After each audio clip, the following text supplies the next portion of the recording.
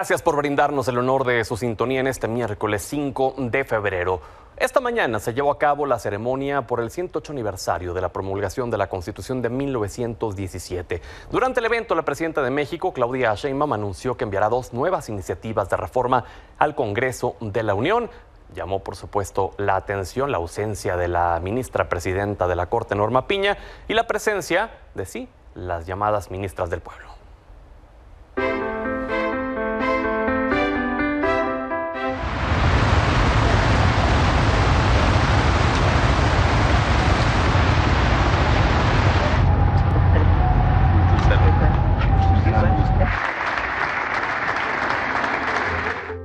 La mañana de este miércoles 5 de febrero, la presidenta de México, Claudia Sheinbaum, se convirtió en la primera mujer en presidir la ceremonia por el aniversario de la promulgación de la Constitución Política de 1917, desde el Teatro de la República en Santiago, Querétaro.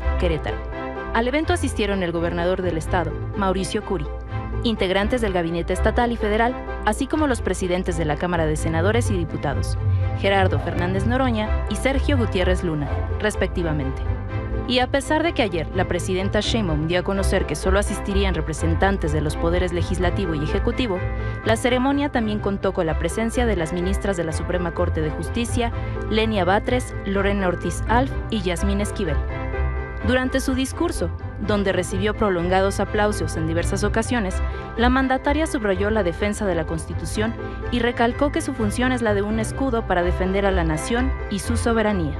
México es un país libre, soberano, independiente. No somos colonia de nadie ni protectorado de nadie.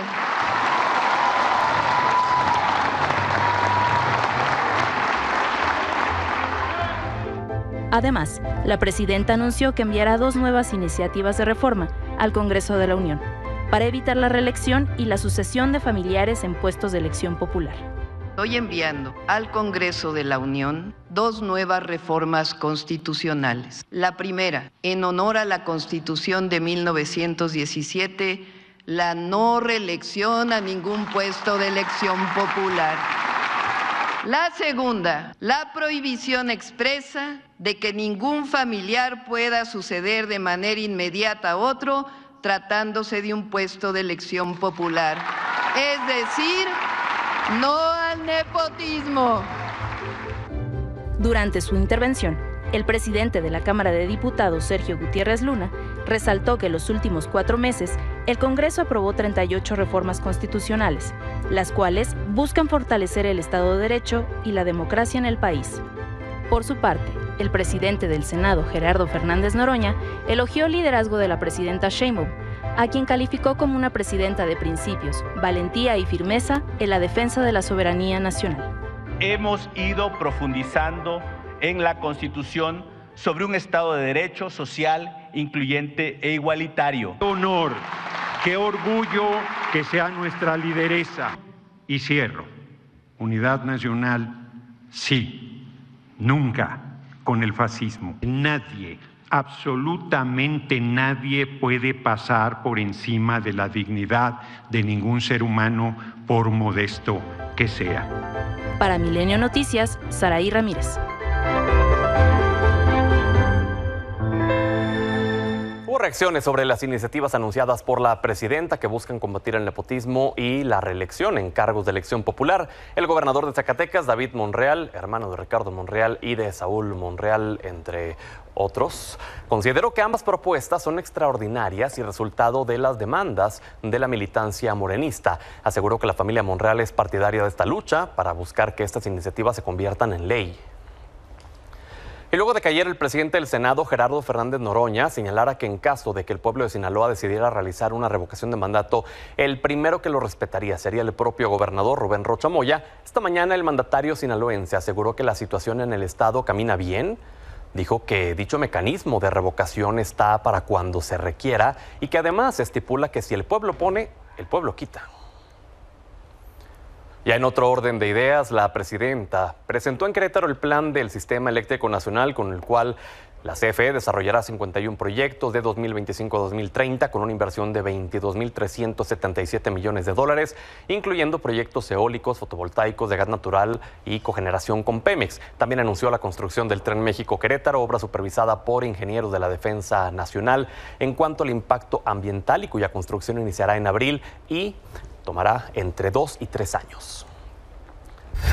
Cambiamos de tema. Esta tarde el Pleno de la Cámara de Diputados aprobó las listas de los aspirantes insaculados por el Comité de Evaluación del Poder Legislativo para la elección judicial. Fernando Damián, cuéntanos, buenas noches. ¿Qué tal, Pedro? Muy buena noche, te saludo con gusto. Pues efectivamente, después de una acalorada discusión entre los legisladores del bloque oficialista y los de la oposición, el Pleno de la Cámara de Diputados aprobó por mayoría calificada, con 321 votos a favor, 102 en contra y una abstención, los listados de aspirantes insaculados por el Comité de Evaluación del Poder Legislativo para competir por los cargos de jueces, magistrados y ministros que estarán en juego en la elección del primer domingo de junio de este año. Se trata de candidatos, pues no solo a la Suprema Corte de Justicia de la Nación, sino también a la Sala Superior y a las salas regionales del Tribunal Electoral del Poder Judicial de la Federación, además de magistrados de circuito y jueces de distrito, todos ellos en una larga lista de más de 1,400 personas. Pedro, un debate intenso, incluso un simulacro de tómbola en la tribuna del Palacio de San Lázaro, y bueno, pues la respuesta también de los legisladores de Morena. Si tú gustas, vamos a ver parte de este debate. Vamos a ver si hay alguna otra sorpresita. Un magistrado cómplice de Morena. Sí, señoras y señores, convirtieron la selección de aspirantes al Poder Judicial en un bingo, en un juego de azar. Por eso es el antiguo método de cuotas para cuates, de designación por la Cámara de Senadores o la de Diputados, por ahora un modelo totalmente novedoso, democrático. Pedro, comentarte finalmente que este listado ya fue turnado al Senado de la República a fin de que ahí ya se integren los expedientes y se envíen al Instituto Nacional Electoral para seguir adelante con el proceso de la elección judicial. Muy bien, Fer, gracias por el reporte. Buenas noches. Hasta pronto, muy buena noche. Mientras que en el Senado también ya fueron aprobados los listados del Comité Legislativo. Silvia Arellano, ¿cómo transcurrió? Buenas noches. Hola, ¿qué tal, Pedro? Muy buenas noches. Así es, después de lo que informó mi compañero Fernando Damián, pues aquí en el Senado se recibió pues este documento poco después de las 5 de la tarde. Hubo, Pedro, confrontaciones verbales e incluso una intentona de guerra de videos, aunque algunos fallidos.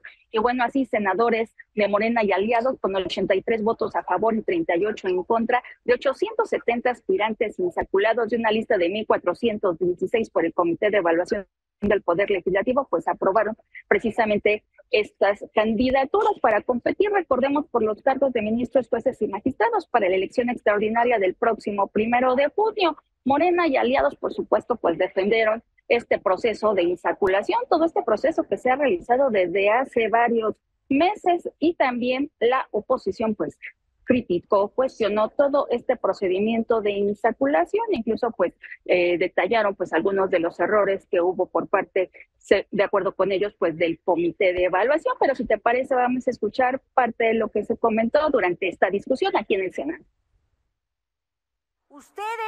Ustedes, el oficialismo, aprobó reformas constitucionales y reformas que hoy han violado ustedes mismos. Por lo tanto, nadie podría creerles que es para mejorar la justicia. El diagnóstico es claro y todos hemos coincidido en ello. Vivimos un sistema judicial mórbido, insano, que exige una pronta intervención. Aprobado entonces. Gracias, Silvia, por el reporte. Buenas noches. Seguimos pendientes, Pedro. Buenas noches. Y recuerden nada más que este documento, todo esto, pues ya se va al Instituto Nacional Electoral. Así es. Gracias. Al pendiente. Sí. Mientras que el Tribunal Electoral pospuso hasta nuevo aviso su sesión pública luego de que de última hora fueran presentadas más de 400 impugnaciones contra las listas presentadas por los comités de evaluación del Legislativo y Ejecutivo, así como la lista realizada por el Senado en sustitución del Comité Judicial. Una de ellas pertenece al ex senador panista Roberto Gil Suart. Las impugnaciones fueron turnadas a las distintas ponencias. Cabe señalar que mañana es la fecha límite para la aprobación de listas finales de candidatos. Y el ministro Alfredo Gutiérrez Ortiz Mena propuso que la Suprema Corte ordene a las autoridades involucradas en la elección judicial, incluido el INE, acatar las suspensiones directas contra la reforma judicial al subrayar que el Tribunal Electoral es incompetente para determinar la validez de amparos. En el proyecto acusa además a la Sala Superior de cometer violaciones a la Constitución por una aparente subordinación.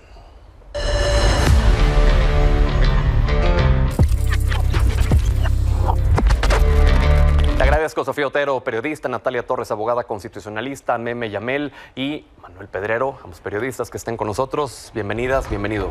Buenas noches. Buenas noches, muchas gracias. Comencemos por lo que aconteció en la mañana, esta ceremonia en donde desde ayer dio de qué hablar el hecho de que no fuera invitada la presidenta de la Suprema Corte, Norma Piña, en lo que muchos han llamado una exclusión de uno de los poderes. Sin embargo, estuvieron 3 ministras, las autollamadas ministras del pueblo. Entonces, ¿qué opinan ustedes respecto de este hecho en particular, Natalia? Mira, creo que fue un manotazo. Creo que fue un manotazo y creo que fue un berrinche. Fue establecer quién es el poder supremo. Aquí algo queda claro y es que los 3 poderes no gozan del mismo poder, mínimo no entre ellos. Era también algo de esperarse y francamente dentro de todo lo que está pasando respecto al Estado de Derecho y tal, es lo que me parece menos relevante. ¿Me parece que estuvo mal? Sí, me parece que estuvo mal. La presidenta alegó que había sido por violaciones a la Constitución y si bien es cierto, no puedo negar que la presidenta de la Suprema Corte, Norma Piña, en varios momentos ha violado la Constitución y el espíritu constitucional, que es lo más importante, también es cierto que lo es la presidenta, ¿no? Pero al final del día ya estuvo parada ahí.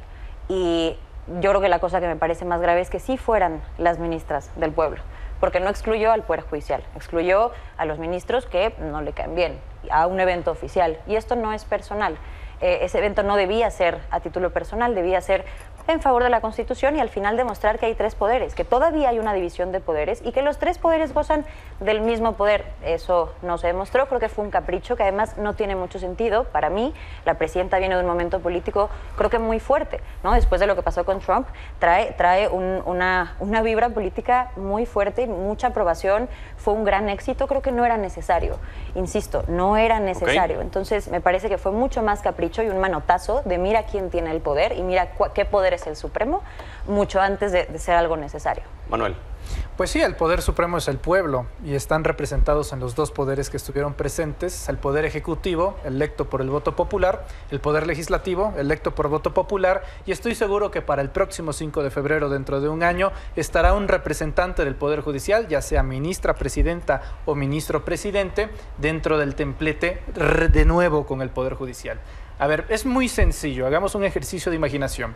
Imaginemos que hay un foro de derechos humanos y el ponente, el participante, sea un torturador. Imaginemos que hay un foro de combate al narcotráfico y el ponente sea Genaro García Luna. Imaginemos que hay un foro de combate a la corrupción y el ponente sea Lito Moreno. Y así nos podríamos ir de ética periodística y que el titular sea Latinus. No, terrible. Ahora imaginemos que el foro del Día de la Constitución aparezca Norma Piña. Pues claro que no, es un contrasentido. El 5 de febrero tradicionalmente siempre ha sido el corazón del republicanismo. ¿Y cuál ha sido el único poder desde hace 2 años que ha atentado contra el republicanismo? La presidenta de la Suprema Corte, Norma Piña. Y creo que la vida es muy poética considerando que esto por fin cierra el círculo, porque el epicentro de esta crisis constitucional que genera Norma Piña la genera justamente en el mismo Teatro de la República cuando decidió no levantarse, no respetar, no a Andrés Manuel López Obrador, sino a la investidura presidencial y con ello a los 30 millones de mexicanos que votaron por esa investidura presidencial. Ahora, yo no me arriesgaría a decir que nada más invitó a Lenia Batres, a Yasmín Esquivel y a la ministra Loretta Ortiz. No tengo certeza para negarlo, así como no se tiene para confirmarlo, que también se le pudo haber enviado las invitaciones al resto de los ministros, justo como también se les invitó a participar en la elección judicial y que al final de cuentas hayan declinado. Sofía. Cuando a la presidenta Claudia Sheinbaum le preguntaron por qué había decidido excluir a integrantes de la Suprema Corte, ella respondió que era obvio y no dio mayores detalles. Y la verdad coincido, es obvio. Recordemos, las revelaciones que sacaron aquí en Milenio de esta reunión que sucedió el 12 de diciembre antepasado, en la cual la ministra presidenta Norma Piña convocó a una reunión con el resto de las ministras y los ministros en la casa de Alcántara Carrancá, con ni más ni menos que Alito Moreno y además con Santiago Krill, que en ese entonces era el coordinador de la campaña de Xóchitl Gálvez. Ese es el contexto con el que se toma esa decisión. Entonces, pues sí, me parece obvio por qué la excluyeron.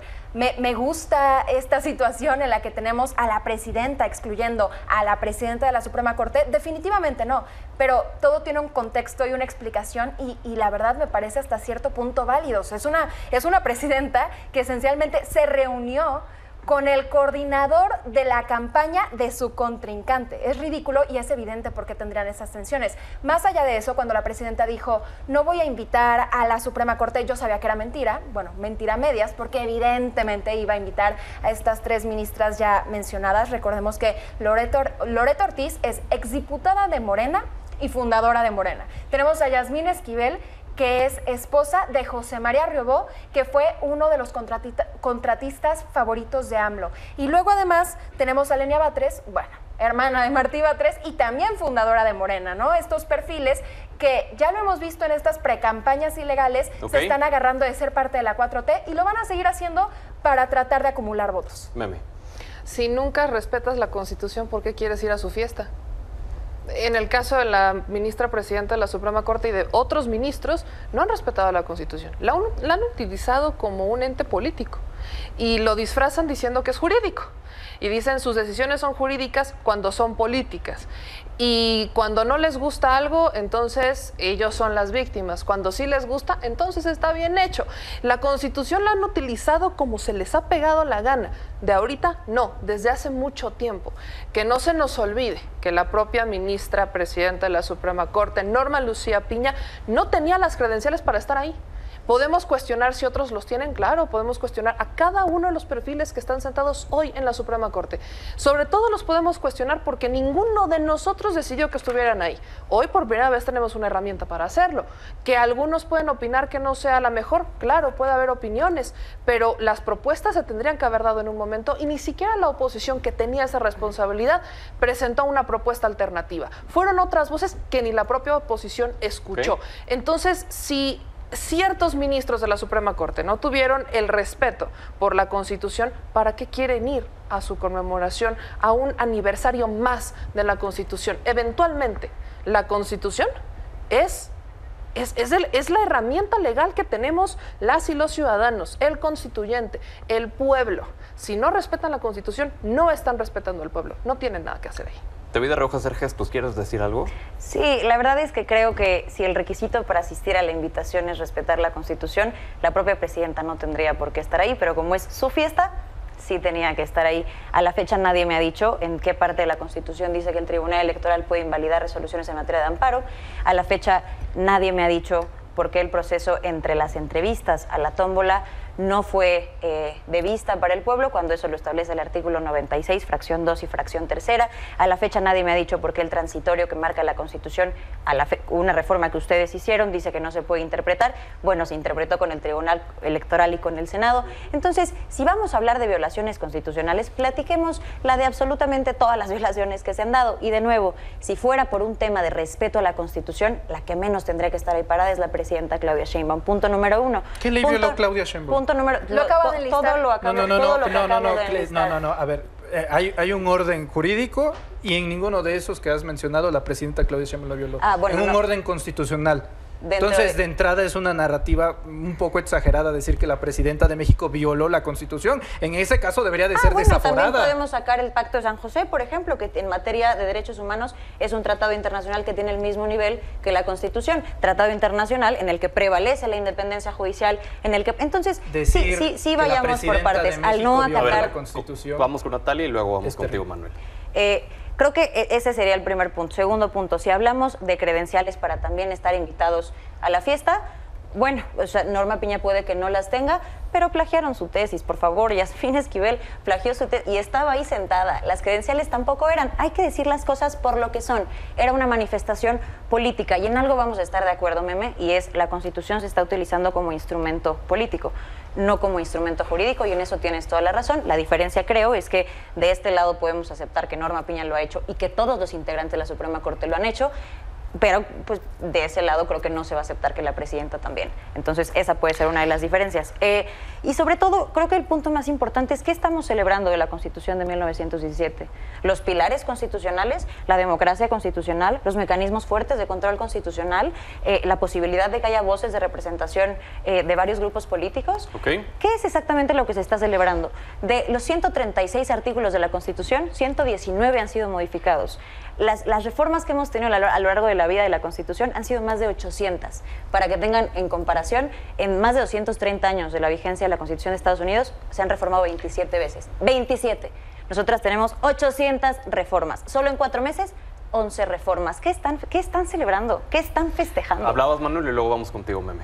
No vi ese mismo reclamo cuando Enrique Peña Nieto modificó 114 veces la reforma en materia constitucional. Lo digo en términos generales, no se trata de un asunto de personalización. A mí se me hace bastante grave sostener algo tal cual como que la presidenta de México violó la Constitución. En ese caso debería de ser desaforada, pero empezando con qué artículo del orden jurídico supremo para proceder contra la presidenta y desde luego saber en qué términos lo hizo. Desde luego que los abogados van a querer buscar justificar la ausencia de Piña bajo el orden jurídico. Yo sigo bajo el orden republicano. El presidente Donald Trump amenazó con aranceles a nuestro país. La Cámara de Diputados cerró filas con la presidenta. La Cámara de Senadores cerró filas con la presidenta. Los empresarios, las organizaciones civiles. ¿Sabes cuál fue la única institución del Estado mexicano que no emitió ningún comunicado para cerrar filas en torno a la presidencia de la República? La Suprema Corte de Justicia de la Nación. Es un acto republicano. Le falta justamente ese servicio republicano para cerrar filas con su país. ¿Cómo quieren ser invitados si ni siquiera aman a su país? ¿Quieres responderle rápido? Sí, literalmente abrí mi primera participación diciendo: entiendo y me queda claro por qué no está ahí Norma Piña. Entiendo y me queda claro que se ha utilizado la Constitución como instrumento político. Los abogados no vamos a buscar justificar su ausencia por parte del derecho. La entendemos perfectamente. Es muy curioso que se hable de república cuando la esencia de la república es la división de poderes y que se entienda que los 3 poderes tienen la misma fuerza. Que no haya sido invitada, válido o no, que haya sido esperado o no, es una clara demostración que los 3 poderes no están en igualdad de condiciones. Meme. Yo sigo esperando que me digan qué juez de lo civil o qué juez de lo laboral o qué juez incluso en materia de amparo puede decidir sobre una elección. Recordemos que hay un tribunal que decide en materia electoral, y es el Tribunal Judicial, es el Tribunal Electoral del Poder Judicial de la Federación, forma parte del Poder Judicial. ¿Por qué un juez tendría que estar oponiéndose o tendría que estar frenando un proceso electoral? Y nos vamos a quedar en ese debate que hoy mismo sigue, debate que aunque ya no existe el Comité de Evaluación del Poder Judicial, todavía está en la Suprema Corte para ver si entonces qué peso tiene, si el del amparo o si el electoral, y entonces ahí nos vamos a quedar, porque claro, no podemos decir que estamos en un limbo sin tomar en cuenta que cada quien ha tomado un rol.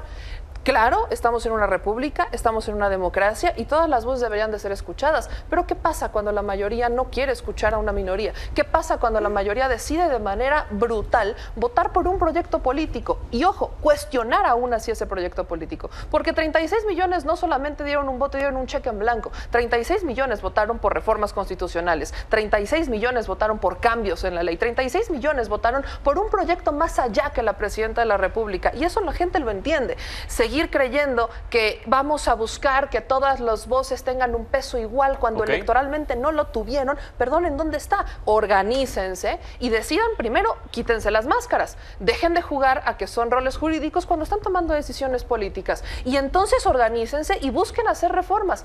Cuestionan al Poder Legislativo por hacer modificaciones en la ley. Claro, de este lado también vamos a reconocer que hay muchas reformas que tendrían que estudiarse mucho más antes de votarse, que tendrían que hacerse mucho mejor y eso lo seguiré cuestionando, pero no vamos a poder decir que el Poder Legislativo no puede hacer modificaciones a la Constitución o que el pueblo no tiene derecho a modificar su Constitución cuando así lo decida, porque el pueblo es el constituyente. Muy bien. Sofía. Creo que es interesante, igual que hablemos sobre lo que comentabas antes de la mesa, sobre este nuevo proyecto del ministro Alfredo Gutiérrez Ortiz Mena, ¿no? Este último intento de frenar la reforma al Poder Judicial.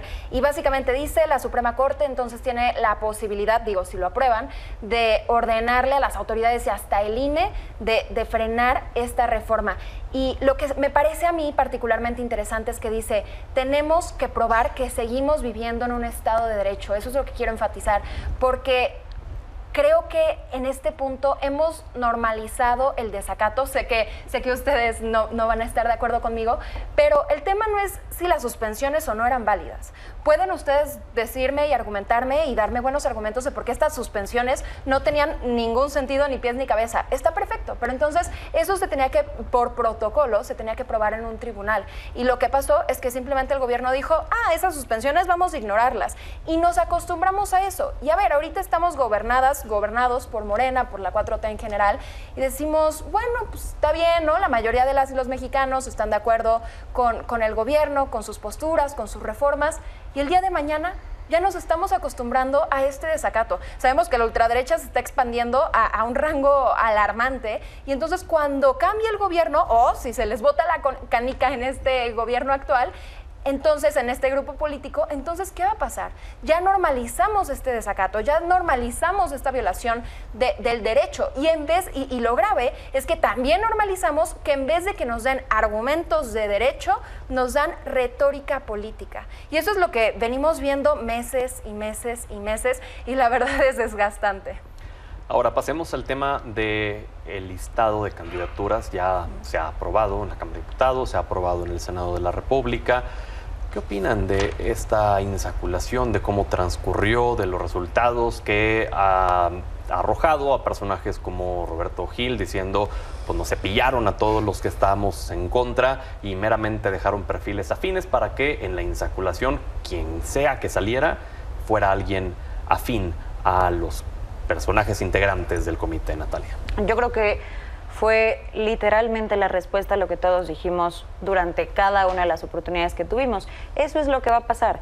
Los perfiles ya van a estar palomeados, los perfiles ya van a estar hechos en la tómbola. Lo que salga es lo de menos. Lo importante era la transparencia del proceso de un pasito atrás y no la tuvimos. Y es justo lo que decía hace un momento, ¿no? Violando su propia reforma constitucional, violando sus propios procesos, violando sus propias reglas del juego.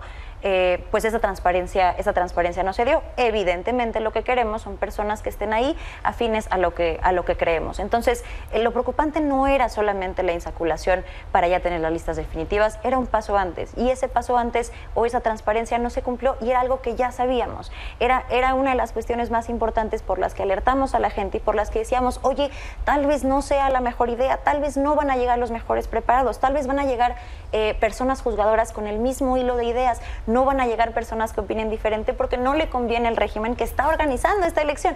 Entonces, bueno, creo que era de esperarse.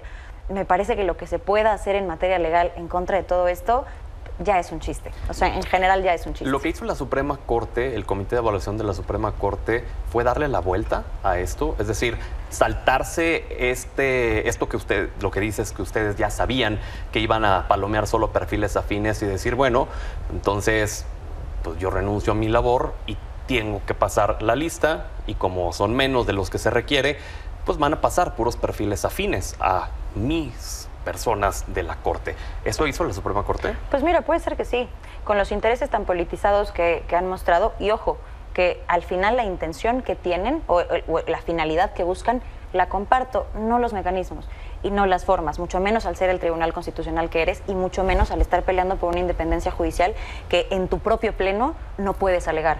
Entonces, sí, puede ser que sí, incluso con esta nueva propuesta del ministro Mena, a ver, ¿la comparto? Sí, pero me parece ya desesperado, un grito desesperado que es mucho más político que jurídico, y entonces no puedes estar peleando por la independencia judicial y peleando por un Estado de Derecho que estás derrocando tú solo. Manuel. Roberto Gil Suart tiene problemas de memoria porque se le olvida que dentro de la convocatoria se menciona que en las entrevistas se va a calificar qué tan idóneos son los perfiles y cito, si gozan de buena reputación. Pues ¿cómo va a gozar de buena reputación un hombre que se la pasa en Europa golpeando a policías, destrozando vidrios en Madrid en antros bajo los efectos del alcohol?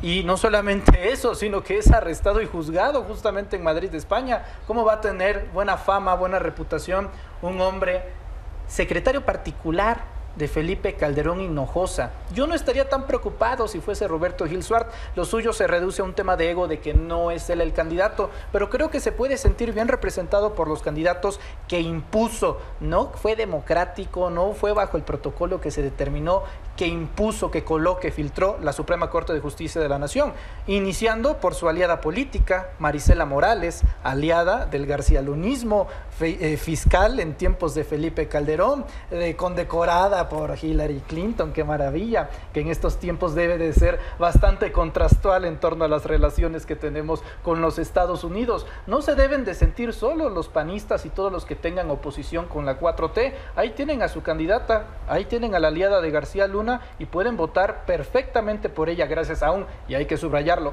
chanchullo por parte de la Suprema Corte de Justicia de la Nación. Sofía.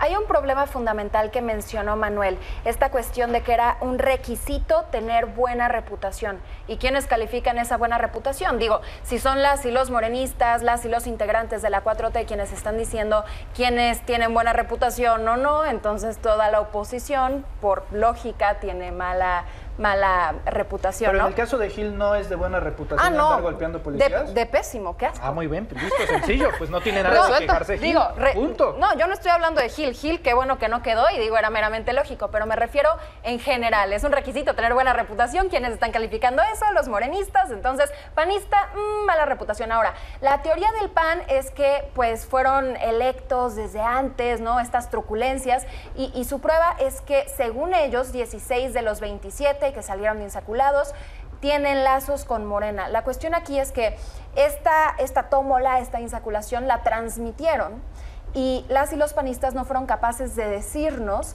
de qué manera se hizo este fraude. A ver, yo no voy a descartar que probablemente hubo ahí un chanchullo, ok, pero si ellos van a alegar que ocurrió, pues que nos digan cómo, ¿no? Fuente, créenos. Pero también creo que es importante destacar algunos perfiles que salieron insaculados del Poder Ejecutivo a la Suprema Corte de Justicia de la Nación, entre ellas Fabiana Estrada, que fue ex colaboradora de Saldívar. Tenemos a Eduardo Santillán, ex representante de Morena en el Instituto Electoral de la Ciudad de México, y también tenemos a María Estela Ríos, ex consejera jurídica de la presidencia cuando estaba López Obrador. Entonces digo, evidentemente, y lo hemos repetido aquí muchísimo, evidentemente van a haber muchísimos perfiles pro 4T que lo peor es que van a utilizar su afinidad política para justificar por qué tienen que votar por ellas y ellos. Meme. Si Gil Suart quería salir en la terna, se hubiera registrado por el Comité de Evaluación del Poder Judicial. Ahí salió Marisela Morales. Me queda claro que la métrica de evaluación ética y moral no existió en el Comité de Evaluación del Poder Judicial, como para aprobar a Marisela Morales, cuando recordemos, en el Comité de Evaluación del Poder Judicial se registraron más de 3,000 personas y al parecer solamente hubo 9 mujeres. Al parecer, solamente hubo 9 mujeres porque ni siquiera nos alcanzó para hacer insaculación. Son las 9 mujeres que decidió el Poder Judicial que estuvieran en la lista. Además de Marisela Morales, está también Paula María García Villegas Sánchez Cordero. Que ahí, permíteme nada más, acaba de declarar Olga Sánchez Cordero que se abstuvo en la votación, dice, porque mi hija está en las listas para ministra del Poder Judicial. Y dice, yo no puedo ser juez y parte, así que éticamente soy ¡Qué bonito! muy bueno! Dice, su voto es muy... Concluyo, dice, así que éticamente soy muy responsable. Claro, como cuando tampoco votó a favor o en contra de reducirse el salario, porque vaya, en el caso de Olga Sánchez Cordero, pues le iba a afectar a las pensiones. ¿Qué le debemos? Que por cierto, en el tema de las pensiones también parece muy importante destacar, muchos de los perfiles del Poder Judicial que no quisieron participar decidieron antes pues aprobarse a través del Consejo de la Judicatura un par de modificacioncillas para elevarse suspensiones. Y también algo que se acaba de dar a conocer es que el Consejo General del INE aprobó que el modelo de casillas para la elección del Poder Judicial va a ser solamente una urna única y todos los votos se van a depositar en esa urna única. Y se decidió que el escrutinio será realizado por los consejos distritales y no por los funcionarios de Castilla. O sea, no Crónicas de una reforma mal hecha, se llama esta historia. O sea, Crónicas de un Instituto Nacional Electoral que no sabe qué hacer con todo el dinero que tiene. Porque no le dieron el tiempo suficiente para una reforma mal hecha. Aquí me gustaría recalcar, oye, no del tamaño de esta, no lo han repetido que es inédita. No es más grande. Se nos acaba el tiempo, concluye, por favor. Híjole, crónicas de una reforma mal hecha.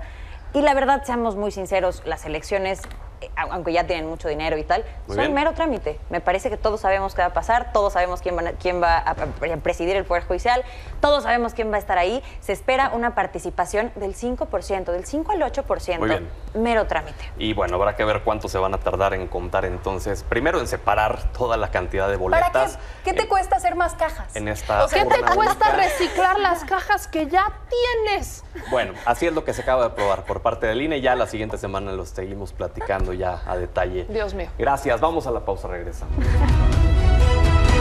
Estamos de regreso. Esta mañana la presidenta Claudia Sheinbaum confió en que se tendrá un buen acuerdo con Estados Unidos para que el tema de los aranceles queden pausados permanentemente, pidiendo no especular sobre lo que podría suceder en el mes que el gobierno de Donald Trump dio como plazo.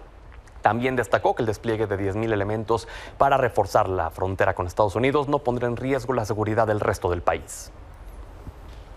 Una parte de los elementos ya estaba en el norte del país y otra parte viene de los estados en donde ha habido disminución en los índices delictivos y el plan que se hizo no pone en riesgo evidentemente la seguridad en el resto del territorio. Y en el caso de Tabasco, ya lo vamos a informar pronto, el reforzamiento que vamos a hacer. Por su parte, el titular del Instituto Nacional de Migración, Francisco Garduño, se reunió con el subsecretario de Asuntos Internacionales del Departamento de Seguridad de Estados Unidos, Christopher Patt. En redes sociales se detalló que el encuentro fue para abordar la atención del flujo migratorio, acordando trabajar en estrecha colaboración, mientras que el canciller Juan Ramón de la Fuente sostuvo una llamada con el secretario de Estado, Marco Rubio, en el que hablaron sobre temas relacionados a la seguridad, comercio y migración. Pausa, ya volvemos.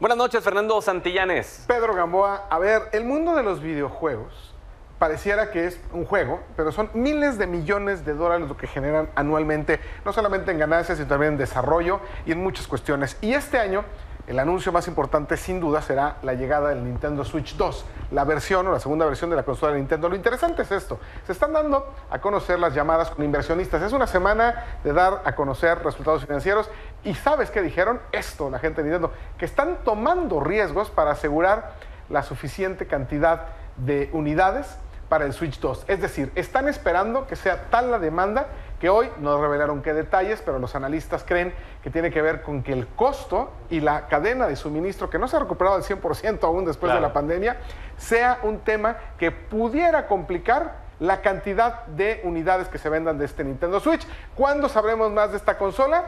El 2 de abril. Será el día que Nintendo, en una transmisión en línea, ya conocer los detalles de fecha de lanzamiento, que yo creo que va a ser Thanksgiving, es muy natural. Claro, claro. Y el precio. ¿Entiende? Pero es interesante cómo los inversionistas dicen, aguas, Y en especificaciones, en prestaciones y demás, ¿sí va a haber una gran diferencia respecto a la Switch? No se ha dicho nada oficialmente, pero lo que más se ha comentado, incluso el ex CEO de PlayStation dijo, por ahí me dicen que la nueva forma en la que van a utilizarse los controles, como si fuera un ratón inalámbrico, podría revolucionar la industria. Ya veremos, pero esto no nada más es juego, es inversión, es dinero, es cadena de suministro. Claro. Vamos a ver qué pasa con esta Nintendo Switch 2. Porque, a ver, Nintendo siempre se ha caracterizado por no importarle el motor gráfico, Sí, por no hombre. importarle la... Que sea hiperrealista. Ajá, sino, a ver, tenemos juegos como Mario Bros, como Pokémon, como Zelda, que solo nosotros podemos tener.